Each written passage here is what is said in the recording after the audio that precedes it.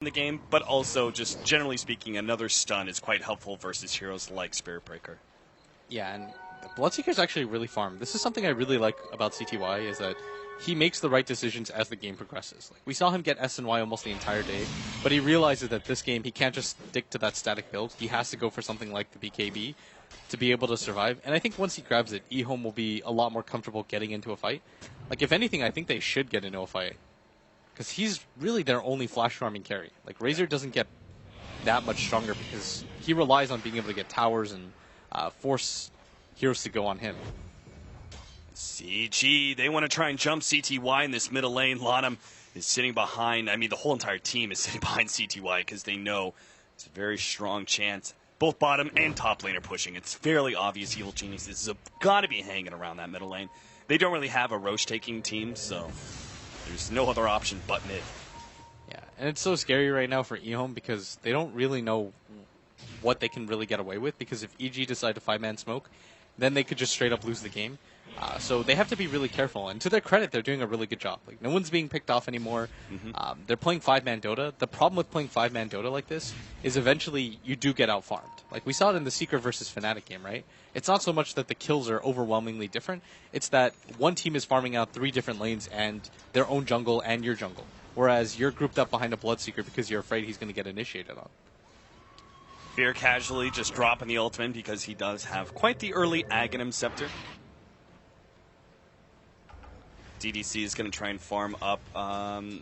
Do you go Glimmer Cape first in this situation, or do you still try and go for the Blink Dagger? I think you still go for the Blink. I think the bigger thing right now is they have to just smoke up and look for a fight.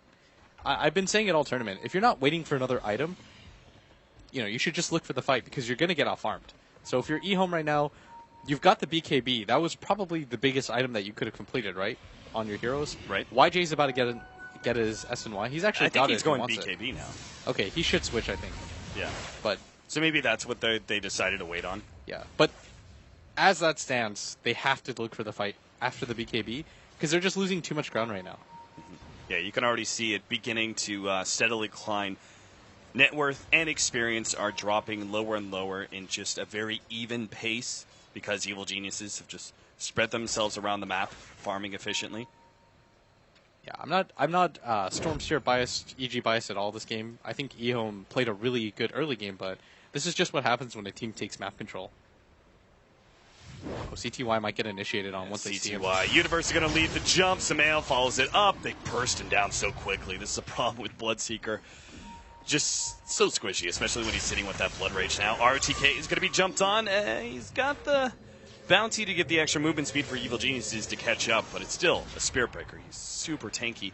Universe starts moving his way forward. He's going to make that jump. Sure enough, they're going to try and pop. RTK, DDC faking it out. Will be able to go for the Hex. Great Sonic Wave there, but CTY is back, and he's going to try and take out Samael first. They managed to lock him down, but a Bloodstone Suicide just at the tail end of that death. YJ runs forward. Fear now trying to go for him. Universe in the back. Come in from the side. Universe. Oh no, he got bashed up at the tail end of that one. No epicenter. The damage is almost there, but a sandstorm is still not enough. They stun him up. Finger of Death goes in as well. AUI hoping to be able to get in shuriken range, but that's not going to happen. CTY wants some more, but Evil Geniuses are healthy enough. He won't be able to pursue. That was such a potential turnaround there, with Universe channeling that epicenter. If Spirit Breaker did not manage to charge essentially through him because Fear defensively blinked backwards. I mean, that was just happy fortune for eHome, essentially. Yeah, that fight could have been a lot worse. Like, Universe waited in this area this entire time because he knew they forgot about him, and all it took was that Spirit Breaker running through to be able to get that. Samael. Calm down there. Good fight, though, by eHome. Like, they stabilize, for sure. Like, a lot of it, things fell their way, like, pretty perfectly, that the Spirit Breaker manages to catch him, but still, yeah. You're not going to complain. A Juan fight is a Juan fight, and so 2 for 1 in a situation like this, definitely worth it. And you're completely right. YJ's going for the BKB, and I think at that point, eHome say, enough is enough. We're not going to get picked off. We're not going to let you dictate the pace of the game. We're going to start to get on the aggressive, and that's the item that they choose to wait for. Once again, though, the initiation factor is still there for Evil Geniuses. Do you still base all of your pushes around the smokes? Yes, you have to, because if you just blind go up as 5, you're going to get Sand King ulted on. EG have all the time in the world to prep. You have to catch them from blind. It's not even that Sumail's that tanky. He's got a Bloodstone. He's going to go for the Orchid, nothing like a BKB or a Lincoln. So killing him, you have the potential to do it. You just need to be tanky enough to live throughout the fights. It's going to be another BKB probably coming from ROTK, but he's going to need a lot more time to farm, especially since it's a Spirit Breaker. He's not known to be a particularly flashy farmer. EHOM is still in a pretty comfortable position despite what we were talking about earlier, because they know that EG can't really do the Roshan too early until they get probably a little bit more of an advantage. Right. They don't have the best right clickers, and so EHOM knows that if EG go for the Roshan, it's kind of unlikely. Maybe after a Wand fight or something like that, but risking it before that point isn't worth it.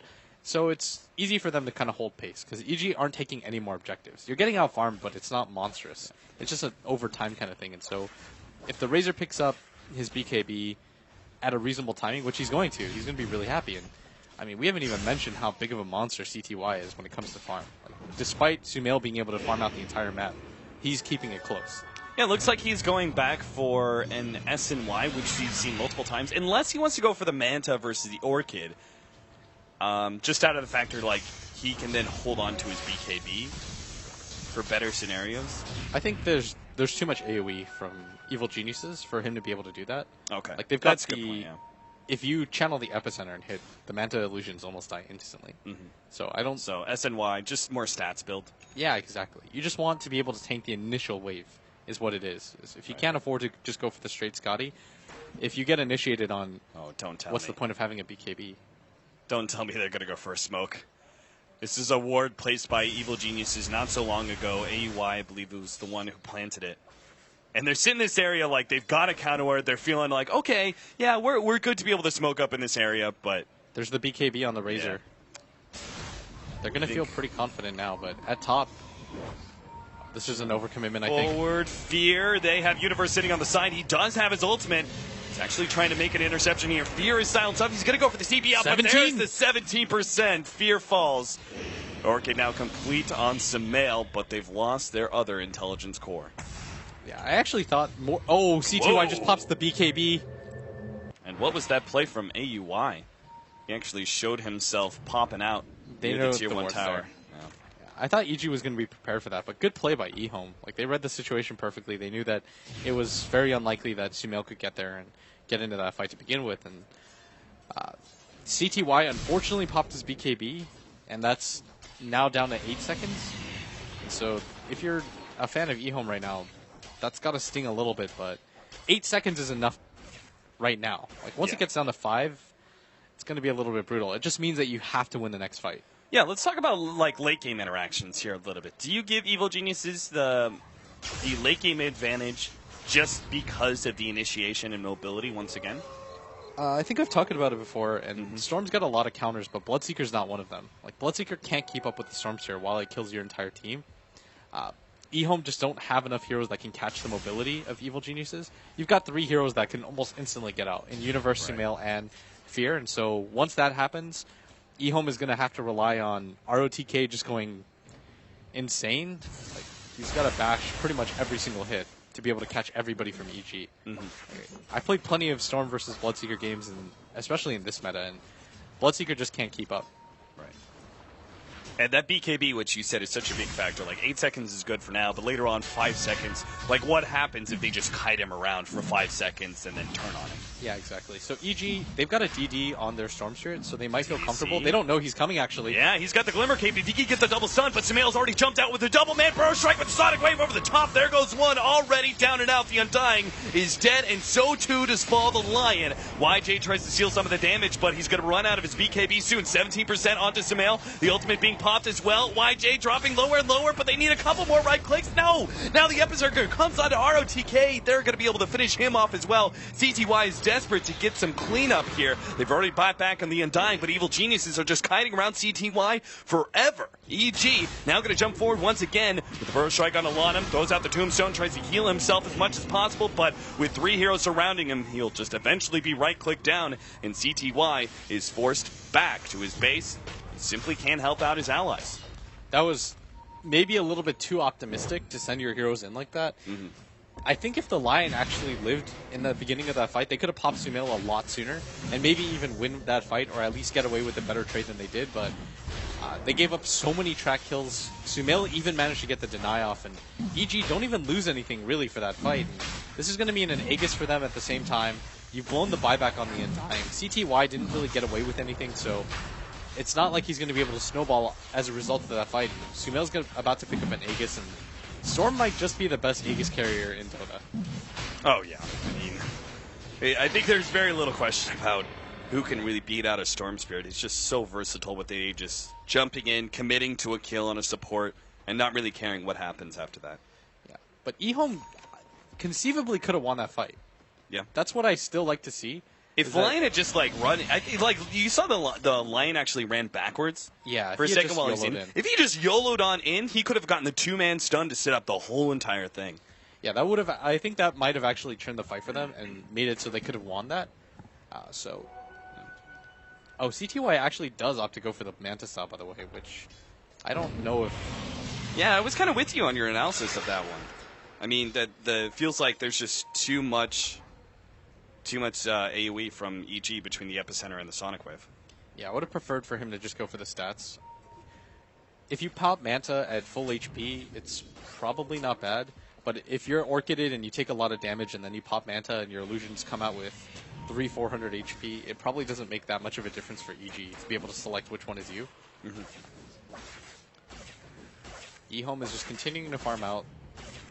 They don't want to get into a fight with the Aegis. I think the better thing to do right now is EG is going to go for the smoke most likely to push their advantage, but eHome is just waiting for the Aegis to fade out, and then with a minute left they want to try to get aggressive, but EG is just not going to allow that to happen. The 4-man smoke up. EG waiting for that perfect initiation. CTY's in the background too. That would be the perfect hero to go. Universe is smoked as